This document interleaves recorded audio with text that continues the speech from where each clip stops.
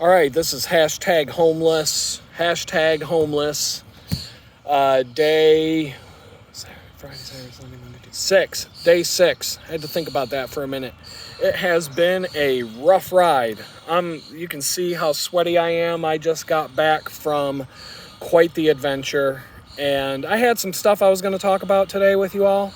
But the way the last night and today went, that kind of went out the window, and I'm just gonna, kind of ramble about whatever went down today and last night, and just talk about these are the kind of things that you face when you are going through this kind of thing.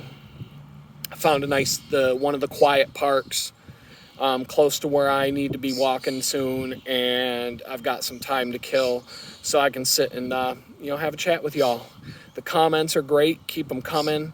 Do the things, subscribe. The likes, all that stuff. It helps. These videos are getting way more views than I ever thought they would for just a guy sitting in front of his phone talking about himself and talking about some stuff. I really didn't expect that. So cool. I'll keep it up. So let's see.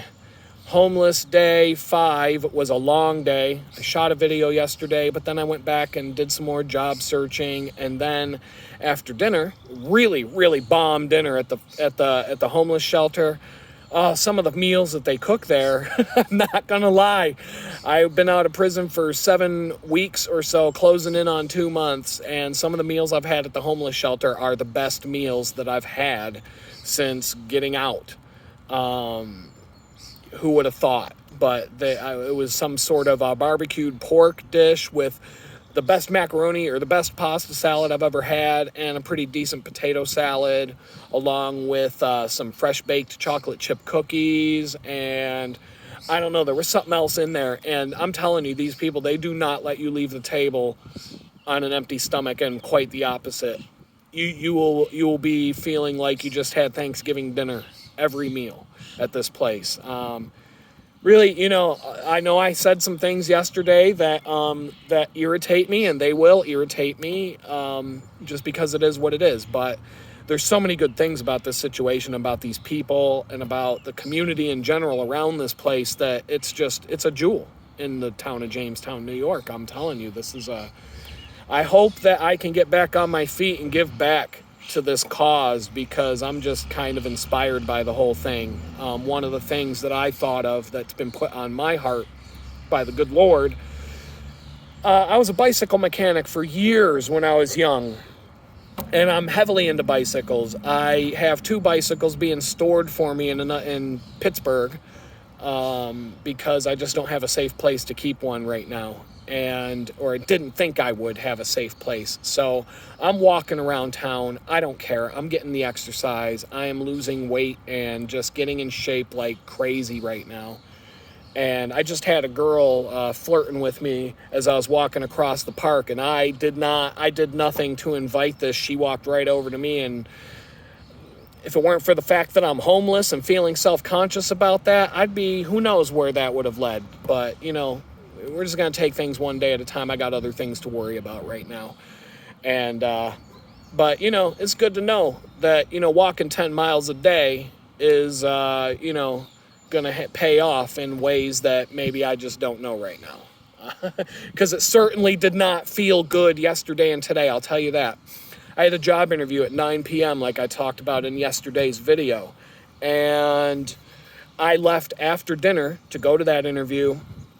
And it's a long walk. It's 3 miles each way. And after you've already been walking 6 miles, or something like that, before you even took this walk, the blisters on my feet, the corns I'm getting on some of my toes, all that stuff's starting to creep in and starting to make things a little bit painful. I'm a backpacker. I've done this before. I've gone on hikes. I've destroyed my feet. Way worse than what I'm going through right now, in terms of I've gone through some rugged wilderness and come back unable to walk for 3 days. I had trench foot to where the skin almost fell off the bottom of my feet. It was so bad. I'm not anywhere near that right now, but I got some issues. And as you will, if you start hiking 10 miles a day, carrying some weight, your feet are going to hurt. and you're just going to have to deal with it. I've got moleskin. I picked up some corn removers. They're a little bit stingy, but they'll do the job. They'll get rid of the corns, and they'll make my toesies nice and comfortable again in a few days. The corns will fall right off, and I'll be back to making new corns, growing new fields of corn.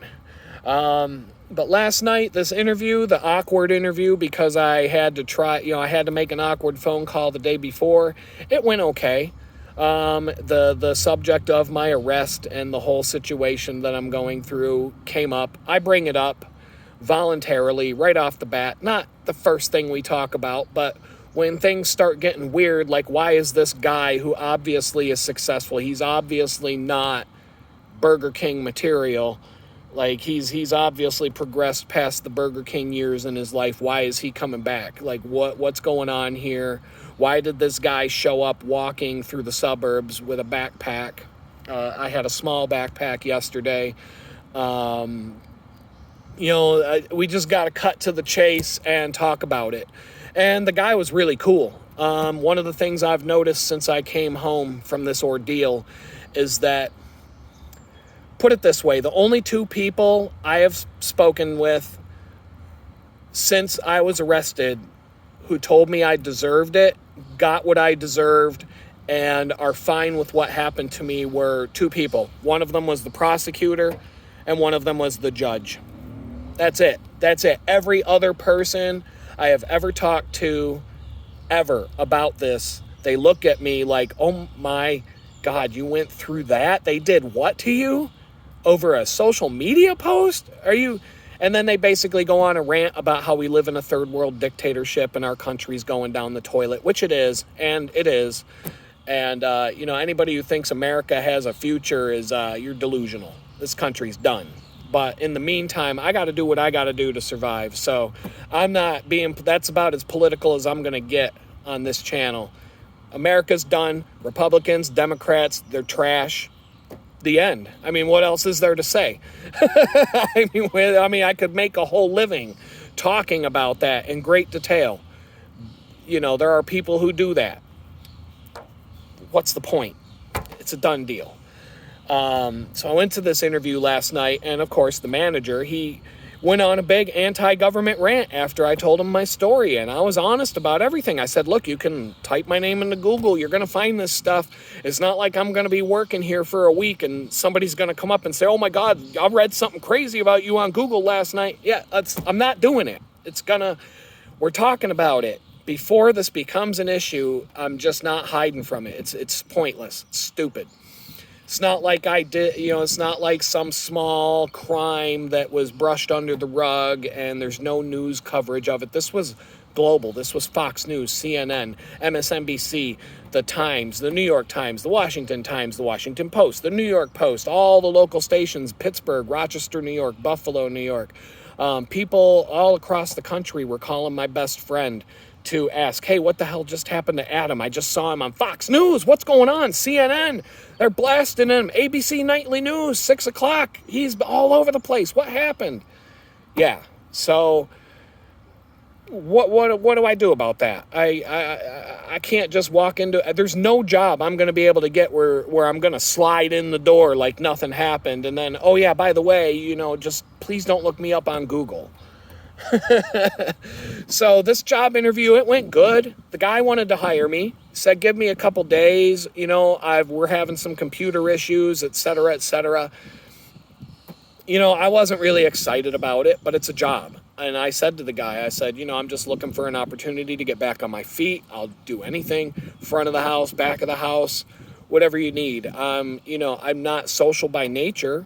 I would rather be in the back doing the work rather than being up front, but I don't have a problem with it. It's one of those things that, it's just my natural inclination is to not sit in front of a camera and talk to the world on YouTube. My natural inclination is to not, be the salesperson in the company, and my natural inclination is to be the guy that gets things done behind the scenes, and the guy that, if I owned a restaurant, I would be in the kitchen. I would let somebody else run the front. But that's just the way I am. So, The interview went good, and then I had to walk back, and I didn't get back to the place until 10:30 at night, and I had just enough time to kind of check my email, respond to some comments on YouTube, massage the blisters out of my feet, like do whatever I can do, and I crashed hard. 11 p.m., boom, I'm out. Woke up today, had to go to the library, do the whole routine over again, except today it was a bit rough. Had to go to a job interview at 2 p.m., almost next door to where I went last night. Another 3-mile walk, except today they're calling for a thunderstorm. Now, the day started out sunny, not a cloud in the sky, but we're in that time of year with the humidity and everything that can be deceiving. So I could kind of see that we were looking at some possible rain. And I'm like, I got to get a head start so I can get to, there's a shopping mall right there. And as long as I can get to the mall an hour or two before this interview, I'll stay dry. Well, I'm within visuals. I can see the finish line. There's the mall right there. I'm an eighth of a mile away.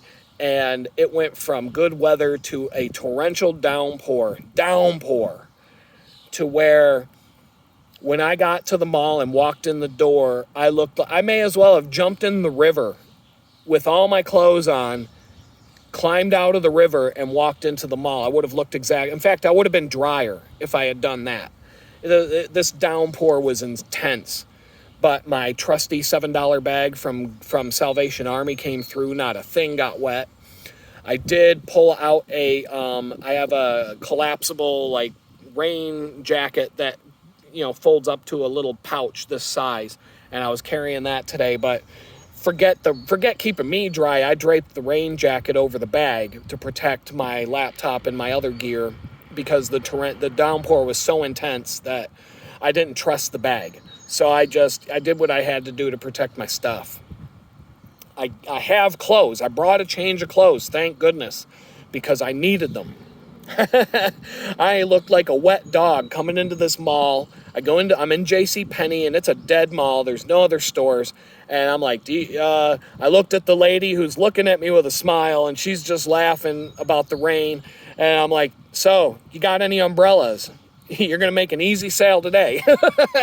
And I go over to the umbrellas. They were so expensive. The umbrella that was the right size, it was $32, and I'm like, oh man, I gotta spend that much money on a freaking umbrella. And there was no way I was gonna walk the 3 miles back without having an umbrella. I know I could go to Walmart and probably get an umbrella for 10 to 15 bucks.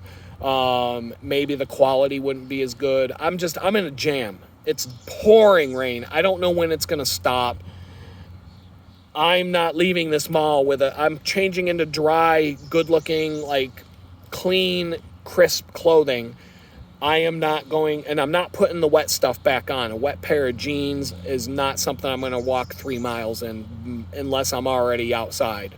So, I got to protect myself. So I get the umbrella. The woman behind the counter, she looks at me, and she kind of laughing. We're joking about the rain. She almost got caught in it herself. She kind of chicka on the keyboard, and she's like, all right, that's going to be 25 bucks. She gave me a nice discount. I still feel guilty about the thing. But, that's the thing. You're homeless. You got no money. You got no income coming in. I mean, no money. I had enough to get an umbrella. But that's the thing. Like, who would be out there going, feeling guilty about buying an umbrella when it's pouring rain and you need an umbrella? Like, most people would think, well, that, duh, get an umbrella. And here I am, like, weighing the options. Like, it's just like life or death decision. Well, if I spend the $25 on this umbrella, then what consequences are coming down the road? Because now I'm going to need that 25 bucks for something else. But then I start thinking in terms of, well, I was prepared to pay $50 for a backpack the other day at Walmart, and instead I found a $7 bag at the Salvation Army that was way better. So $25 plus the $7 on the umbrella, I'm still, I was prepared to spend $50 on just a backpack, a solid, good rugged backpack. But so these are the things that go through your mind. when you're sitting out here and you're just winging it. You make decisions. You got to just make decisions. And after you've made that decision, you just got to be like, okay, it's done. Made the decision. It may not be the right decision, but for now, it's what I did. It's what I felt was the best at the time. It's like, here I am stressing out over a freaking $25 umbrella. That would have never been something that would stress me out back in my life. Here I am feeling guilty that I had a compact, tiny little adventure umbrella in one of my bags when I was packing to be homeless. And I remember looking at it going, you should take that. Take the umbrella, even though this umbrella that I picked up today is better. It's bigger. It covers more. It's still compact enough to fit in the bags. It's not this tiny, tiny little umbrella. But a friggin' umbrella becomes this big issue. But today, the job interview, I had an hour at this dead mall. There's like 3 stores in this mall. It's just it's like the zombie apocalypse came to this mall, like in The Walking Dead or whatever, and then the zombies are gone and the mall's just empty. There's like a restaurant and 2 stores. It's dead. Like a lot of these malls in America that are just falling apart. Because of Amazon and all that kind of stuff. And, when you're going through this, it was nice to just have a place to sit that was dry. I had plenty of time to kind of cool down. When I was walking through that rainstorm, I'm having a nervous breakdown. I am like literally crying to God, like Jesus on the cross. I'm like, Lord, why have you forsaken me? Why are you putting me through this? Oh, what's next? Oh, man, this is so hard. I can't take it. Oh, I was about to have a nervous breakdown because I was just soaking wet from head to toe and I was so demoralized. It was unbelievable how demoralized I was from that experience. But at least I gave myself enough time to get to this mall, just find a quiet place out of the way to sit, relax, get changed into some dry clothes, and just cool it all down, say a few good prayers, and just relax and relax and relax. And so I walked into this job interview, and it was a banger. I mean, straight up, good interview. The kind of interview I thought the guy was going to... If it was up to the guy I interviewed with, I would be starting the job tomorrow. He was like, he was saying, I want you to come in here and be a manager. Like he's like, I can tell from talking to you that you could run one of these places and blah, blah, blah. And, it was just nothing but a banger of an interview. And I even broke out and told him about the prison experience and all of that. And he was like, whoa, dude, you're in New York State. We are not allowed to legally ask you that question in an interview. Like, you don't have to tell us any of that. Just whoa. And I told him, I said, well, I actually have a reason for it that'll make sense here in a minute. And it did. It was because of work experience. I worked in a jail kitchen for 14 months, cooking for 500 people. And within a couple of weeks, I was cooking for the jail and cooking for the officer dining room, cooking for the 50 or 60 police officers in the jail, high stress, cooking job. And so I used that. I said, first of all, I can't just, beat around the bush. I'm telling you this for a reason. And then I got to the reason and the kitchen part of the reason. And he was like, oh, okay, I get it. And he just once again, oh my God, they did that to you. They put you in prison for a bad tweet. Are you out of your mind? What's going on in this country? Same. It's every single person I tell the story to, that's the reaction I get. When you're locked away in a prison cell and you have no access to the outside world, I had it racked up in my mind that I was going to get dumped on. I thought the world was going to hate me when I came home. And it's really turning out to be quite the opposite. In fact, only one person since I've been home has hated me. And I'm not in that situation anymore. I don't got to worry about it. And everybody else I've come across and talked to, I'm meeting good people every day. And somebody told me when I was in prison that you're going to find out when you get out, people are a lot more forgiving and understanding then you can realize when you're behind this fence. You know, behind the razor wire, the world seems one way. When you go out there and you start talking to people and they find out, you're going to find out you have a lot more friends than enemies. And I'm finding that out. So chances are I'm supposed to meet this manager's boss, the manager's manager, whatever it is, you know, whatever you want to call him. And he's pretty much like, it's a done deal. You know, you cross, you know, passed with flying. He's like, if it was up to me, I'd hire you right now. We'd be filling out the paperwork. You'd be starting tomorrow. So that's encouraging. I'm hoping I can find a job closer to where I'm centrally kind of located here, so that I don't have to walk 3 miles a shift. But hopping on a bicycle to go on a 3-mile ride, that's like a 5-minute deal. So as soon as I have a job, I'm going to have a bicycle brought to me, and I'm going to go to a bike shop and replace some of the cycling gear that was lost during the whole FBI raid when my house was completely destroyed. Cycling, I need shoes, a helmet, some basic tools, and a pump. And, you know, I'm looking at like $200 to be able to ride a bicycle again, because my bicycles have pedals this big.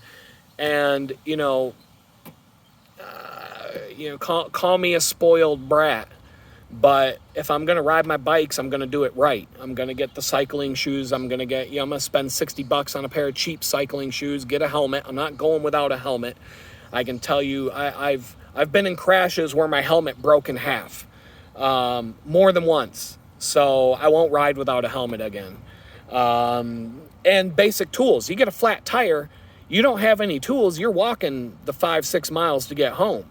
If you have a patch kit and a pump and a couple of basic tools, you're taking a 10-minute break while you fix your bike, and then you're getting back on and you're still getting home quicker than it would have been to walk. So, but I'm not spending the money on that. I don't even know if I'm going to have the money by the time I do get a job, but one way or another, I will be riding a bicycle to work. So the 3 miles, that's nothing. I could go 10 miles away if I have a bicycle to ride to get to a job, and that 10-mile ride, that's like half an hour. So that's still quicker than walking 3 miles. So anyway, that's basically what's went down on Homeless Day 6. It's a blur. I have another interview tomorrow, and during the day, another company wants to have an interview with me. We just haven't been able to set up the time yet. So that will be 1, 2, 3, 4, 5 job interviews for local jobs in a span of about a week. I think the next topics I get into will be how to find a job in a day, how to start a business in a day and actually put money in your pocket in one day. And I'm gonna spend a video just talking about my side of the story when it came to going to federal prison. There's 500 pages of results on Google and hundreds of videos on YouTube, and my mug shots all over the place. And there's actually some nice pictures of me wearing a nice suit. Some of the news media were kind to me in that way. The rest of them, used the most ugliest, nastiest, dirtiest, grubbiest picture they could find to make me look like the villain. But there's a lot of lies. And nobody's got my side of the story unless you get the courtroom transcripts. So I'm gonna, I was gonna keep my mouth shut. I was going to try not to talk about this publicly because there were certain people I was doing it. I was going to stay away from blogging and being on video and talking about this publicly. I was going to hide and just duck away and just live my life for the sake of certain other people that no longer matter. So now that that's out of the way, I'm just going to talk about it because it's really the only way I can get my side of the story out there. And, then you guys can make up your own mind of whether I'm a piece of trash and a monster that the news media makes me out to be, or, if I'm just a guy who made a mistake and paid an exorbitant price for that mistake beyond and above what I had a cellmate in prison who killed a guy and got half as much time in prison as I did. So, let that sink in for a minute. And with that, I'm just going to cut this short. We're at almost 25 minutes. These videos just keep creeping up longer and longer. So I'm trying not to do it, but it's hard. Anyway, peace out. YouTube, TikTok. You know, TikTok, we're going to talk about the difference between YouTube and TikTok too. But for now, I'm out of here.